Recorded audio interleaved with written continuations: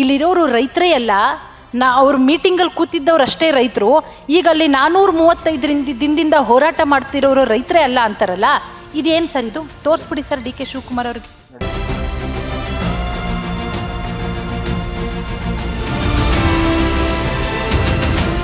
ವೀಕ್ಷಕರೇ, ನಾವಿವತ್ತು ನಿಮ್ಮ ಸ್ಪೀಡ್ ನ್ಯೂಸ್ ಕನ್ನಡ ಬಿಡದಿಯ ಬೈರಮಂಗಲದಲ್ಲಿ ಇದ್ದೀವಿ.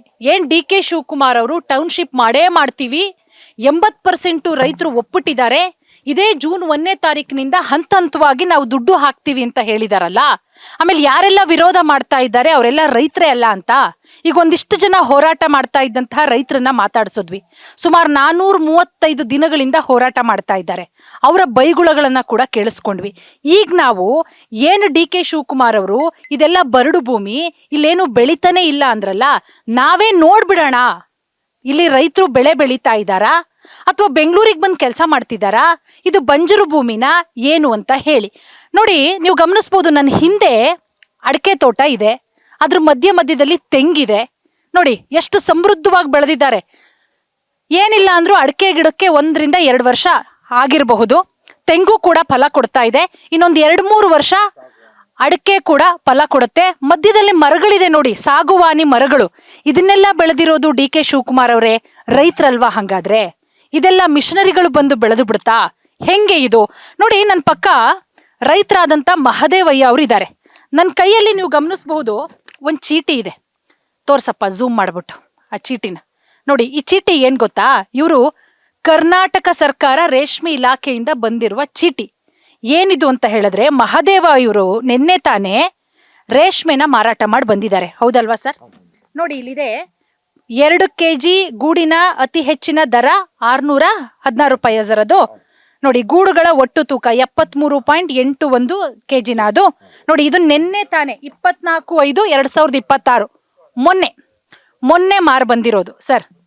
ಡಿ ಕೆ ಶಿವಕುಮಾರ್ ಅವರ ಮಾತುಗಳು ನಾವಿಲ್ಲೆಲ್ಲ ಬಂದಾಗ ನೋಡಿದ್ವಿ ಸರ್. ಇಷ್ಟು ಸಮೃದ್ಧವಾಗಿದೆ, ಎಷ್ಟು ಹಸಿರಿದೆ ನಮ್ಮ ಹಿಂದೆ ಮುಂದೆ ಎಲ್ಲ.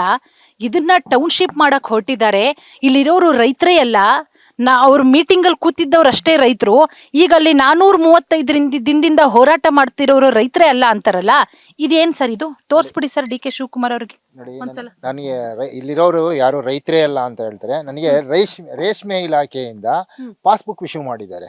ರೇಷ್ಮೆ ಇಲಾಖೆಯಿಂದ ನಿನ್ನೆ ನಮ್ದು ನಾವು ರೇಷ್ಮೆ ಮಾಡ್ತೀವಿ. ರೇಷ್ಮೆ ಇಲಾಖೆಯಿಂದ ಪಾಸ್ಬುಕ್ ಇಶ್ಯೂ ಮಾಡಿದ್ದಾರೆ. ಪ್ರತಿ 22 ದಿನಕ್ಕೊಂದ್ಸಾರಿ ನಾವು ಗೂಡು ಮಾರ್ತೀವಿ. ನೋಡಿ, ಇದು ಪ್ರತಿ ತಿಂಗಳು ಚೆಕ್ ಮಾಡಿಬೇಕಾದ್ರೆ ಪ್ರತಿ ತಿಂಗಳದು ಇದೆ, ಇದರಲ್ಲಿ ಪ್ರತಿ ತಿಂಗಳದು ಇದೆ ರೆಸಿಪ್ಟು, ಎಲ್ಲ ಡೇಟ್ ವೈಸೇ ಇದೆ. ನಮಗೆ 70 ರೂಪಾಯಿ, 770 ರೂಪಾಯಿ ತನಕ ಹೈಯೆಸ್ಟ್ ರೇಟ್ ಸಿಕ್ಕಿದೆ. ಕನಿಷ್ಠ 400 ರೂಪಾಯಿದು ಸಿಕ್ಕಿದೆ. ಈಗ 700 ರೂಪಾಯಿ ಸಿಕ್ಕಿದೆ. ನೋಡಿ, ನಿನ್ನೆ ನಾನು ಕೊಳ್ಳೇಗಾಲ ಮಾರ್ಕೆಟಲ್ಲಿ ಹೋಗಿ ಗೂಡು ಮಾರಿದ್ದೀನಿ. 616 ರೂಪಾಯಿ ಹೈಯೆಸ್ಟ್ ರೇಟ್ ಆಗಿದೆ. ಈಗ ನಮಗೆ ಒಂದು 22 ದಿನಕ್ಕೆ 45,000 ರೂಪಾಯಿ ನಾವು ಸಂಪಾದನೆ ಮಾಡ್ತೀವಿ. ಖರ್ಚು 10,000 ರೂಪಾಯಿ ಹೋದ್ರೂ 30,000 ರೂಪಾಯಿ 22 ದಿನಕ್ಕೆ ಉಳಿಯುತ್ತೆ ನಮಗೆ. ಇದಕ್ಕಿಂತ ನಾವು ಬೇರೆ ಇನ್ನೇನು ಸಂಪಾದನೆ ಮಾಡ್ತೀವಿ?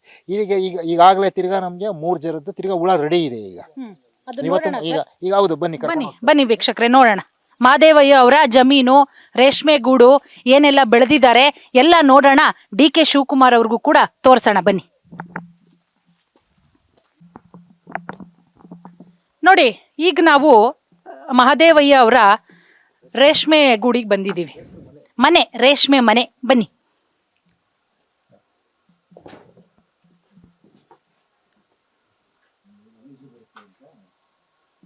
ಇದೆಲ್ಲ ಹಂಗಾದ್ರೆ ಯಾರು ಮಾಡಿರೋದು ಸರ್? ರೈತರಲ್ವಾ?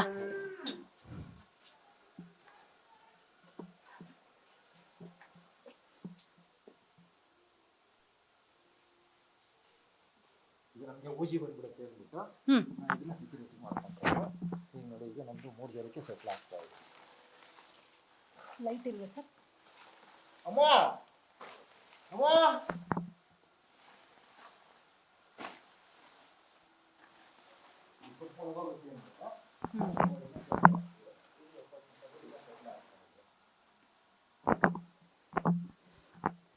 ಇದು ಎಷ್ಟು ದಿನ ಆಗಿದೆ ಸರ್? ಇದು ನಮ್ದು ಚಾಕಿ ತಂದು 5 ದಿನ ಆಗಿದೆ. ಇದು 5 ದಿನ ಆಗಿದೆ. ಇದು 3 ಜನಕ್ಕೆ ಇವತ್ತು ಸೆಟ್ಲ್ ಆಗ್ತಾ ಇದೆ. ನಾವು ಒಂದು 22 ದಿನಕ್ಕೆ ಈಗ ನಿನ್ನೆ ನಾವು ಗೂಡು ಮಾರಿದ್ವಿ ಮೊನ್ನೆ 3 ದಿನದಲ್ಲಿ. ಈಗಾಗಲೇ ನಮ್ದು ಸೆಟ್ಲ್ ಆಗಿದೆ. ಇನ್ನು 15 ದಿನಕ್ಕೆ ತಿರ್ಗಾ ನಂಗೆ 45,000 ರೂಪಾಯಿ ನಾವು ಸಂಪಾದನೆ ಮಾಡ್ತೀವಿ.